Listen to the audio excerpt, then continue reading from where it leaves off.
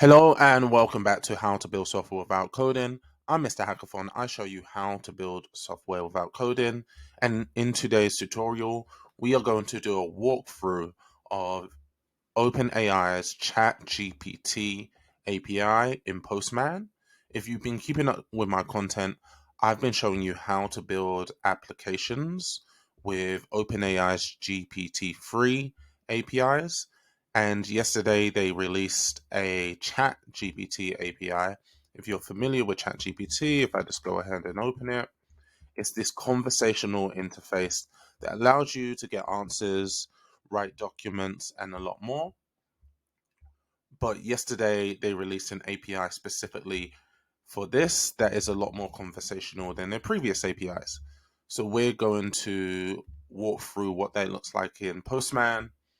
In the description below, I'm going to link that API reference. And the API is slightly different and it operates slightly different to the GPT-3 API. And I'm going to show you that in Postman. I do have Postman open here already, but I'll go ahead and open another tab with Postman.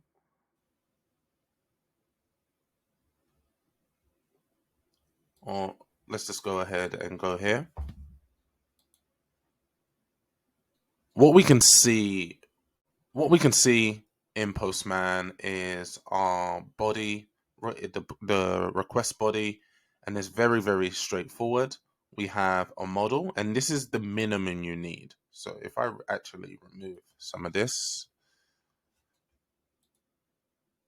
and it will make a little bit more sense as I explain it.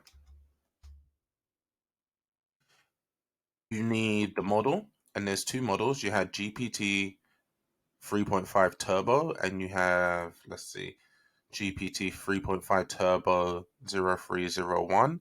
Those are those two models, and you need that model established. And you need this name messages, and you need the role, user, and the content, which is just whatever the message is. So here, the user is basically sending a message to say hello. What you also need, obviously, is content type in the header, content type application/JSON. And you need here, I've blurred this out, but you need your API key, obviously, authorization API key, and that's the minimum you need.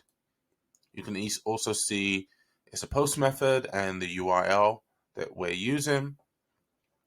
If I go ahead and hit send, and this is the first message from the actual user,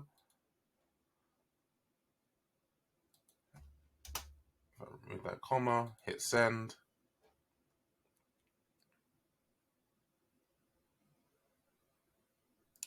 What you can see is the response. We can see the ID, we can see the model, we can see the tokens that were used. But here, we're under choices, what you can actually see is the response from the assistant. So the role is assistant, the content or the actual message coming back, the content of the message coming back is hello, how can I assist today? And so what you would do if you was building an application on top of this, you would use that part of the next response. So what we would have here is something like this.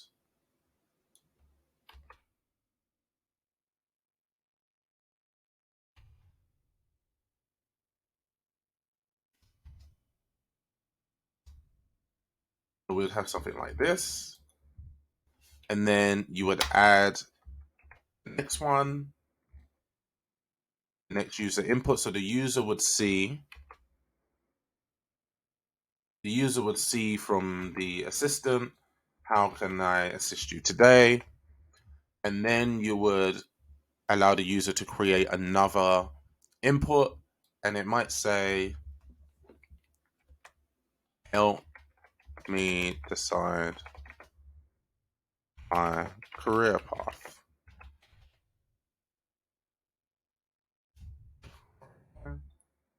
Now, if we submit,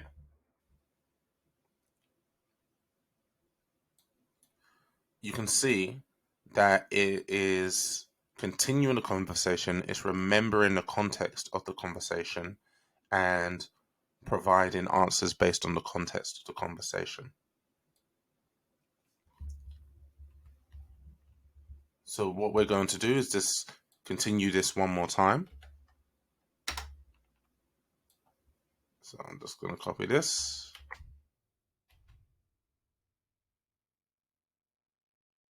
Go ahead and copy that right there.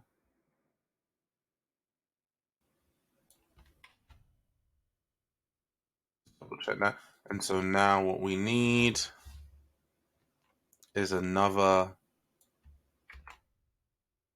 user input. And so what I'm going to do here this time, just to show you, is remember in the context of the conversation, I'm going to say, I mean food. I mean what I'm eating for lunch. Now, in the previous applications we made, if you just said, because it didn't remember the context of the conversation, if you just said, I mean what I'm eating for lunch, it really wouldn't understand what you're talking about. And I don't even know what it will come out with. But because it previously it wouldn't remember the context, because it was just like a back and forth. It was just it didn't have a memory. It didn't understand the context. And here what we should have is it should now help it should help you decide what you're going to eat for lunch. And you can see in the response, it says, oh, sure, what are your options for lunch? Maybe I can help you choose based on your preferences. And this is the big difference. This is the big difference. A part of this particular API, it is the working memory that it has to remember the context of the conversation, just like ChatGPT. There are some other differences. If we, I think here, if we scroll down, it doesn't store the data uh, after 30 days. You can add a moderation layer. You can't fine tune as of yet. So that is a difference. You can't fine tune. And also, I believe this is cheaper than previous GPT-3 models, which is a great thing because it's going to be a lot more conversational. That is a basic walkthrough. What I'm going to do in later applications or later tutorials is show you how to put this into an application. There are some additional features and additional things we can actually do with this, and additional functionality we can add to this, but we're going to do that in a later tutorial where I actually show you how to put it in an application. If this video was helpful at all, please like, comment, and subscribe. If you have any questions at all, feel free to reach out to me on social media or write any questions in the comment section below.